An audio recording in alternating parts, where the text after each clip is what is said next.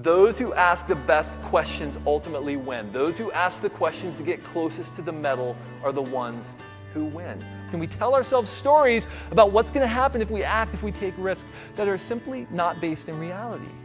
It's so easy for us to believe the lie that our culture tells that the goal of life is comfort. The goal of life is not comfort. Friends, you're not wired for comfort, you're wired for conquest. See, I think the love of comfort is often the enemy of greatness in our life.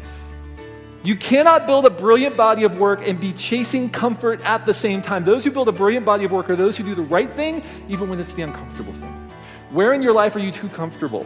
Where are you protecting and preserving your comfort instead of taking new ground? Todd Henry teaches leaders and organizations how to establish practices that lead to everyday brilliance. He's the author of 3 books, The Accidental Creative, Die Empty, and Louder Than Words, which have been translated into more than a dozen languages, and he speaks and consults internationally on creativity, leadership, and passion for work. Because I want to know when I reach the bookend of my life, I'm not taking my best work to the grave with me. That I've been intentional every single day about those little deltas, building practices into my life and leading teams in such a way that I'm spending myself on work that matters. I'm not leaving my best stuff inside of me. I'm not taking it to the grave. So I can lay my head down satisfied that I have done today's work because I have built practices. I've created space in my life to think about why I'm here, not just what I have to do, but why I'm doing what I do on a daily basis. How many of you struggle with having enough time to do things that are meaningful to you?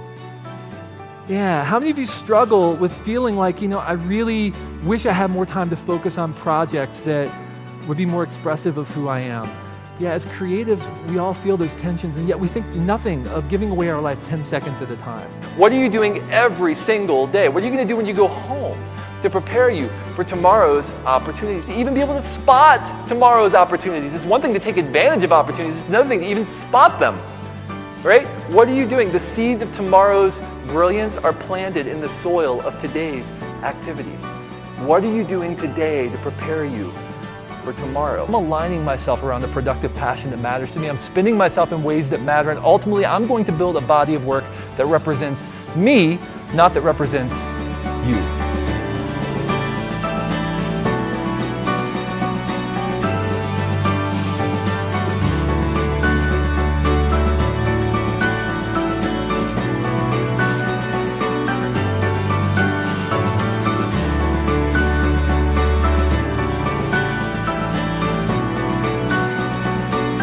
Refuse to settle halfway up the rugged mountain. Structure your life with purpose and intent, focused relationships, energy stimuli hours.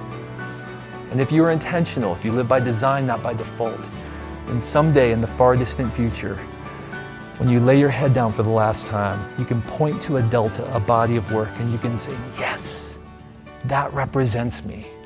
That represents what I care about. Not everybody else, that represents me. And you can die empty of regret, but full of satisfaction for a life well lived. Thank you very much. Appreciate your time.